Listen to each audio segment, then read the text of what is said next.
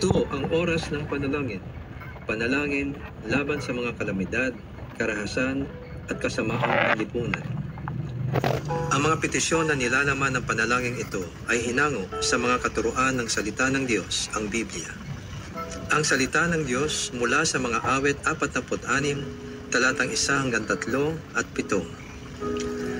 Ang Diyos ang ating lakas at kanlungan, at handang saklulo kung may kaguluhan.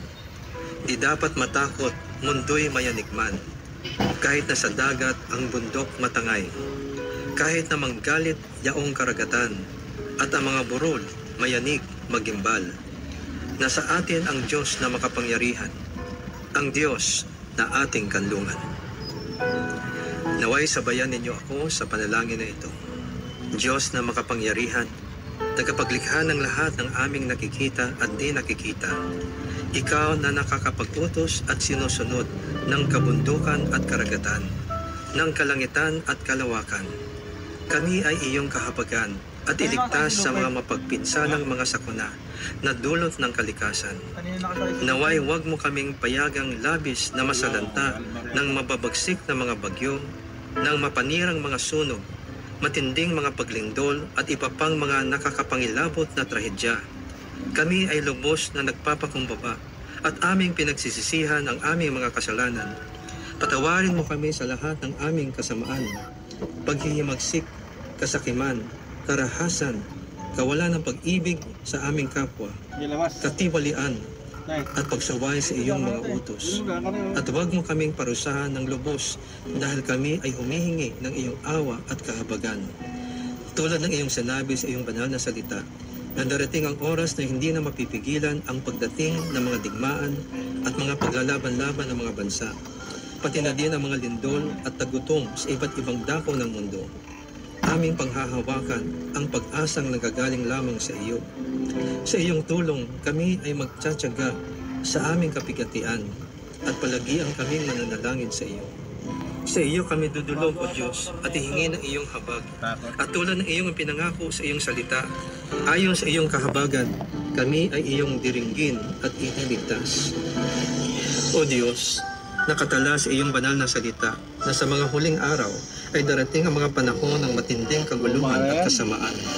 Sapagkat ang mga tao ay magiging maibigin sa sarili, maibigin sa salapi, mapaghumbog, mapagmataas, mapagsamantala, suwail sa magulang, walang utang na loob, napastangan sa Diyos, walang pag-ibig, di mapagpatawad, mapanirang puri, walang pagpigil sa sarili, brutal, walang pagmamahal sa kabutihan, mapagtaksil at mabangis. Kami ay iyong tulungan na aming maiwasan ang ganyang uri ng pag-uugali at ang mga taong may ganitong masamang gawain at impluensya. Kami ay iyong iligtas sa mga taong masasama at mararahas at iyong pigilan ang kanilang masasamang nilalayon. Ayon sa iyong dakilang pagmamahal, kami ay turuan na huwag gantihan ng masama ang masama at huwag sumpain ang mga sumusumpa sa amin. Sa halip, iyo kaming turuang pagpalain sila dahil sa iyong pangako na kami ay iyong pagpapalain.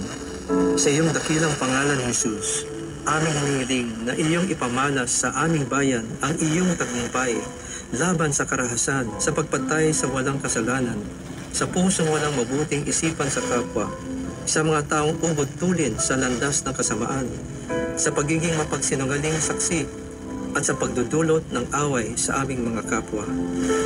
O Diyos, iyo kaming turuan at tulungan na ibigyan namin ang aming kapwa gaya ng pag-ibig namin sa aming mga sarili.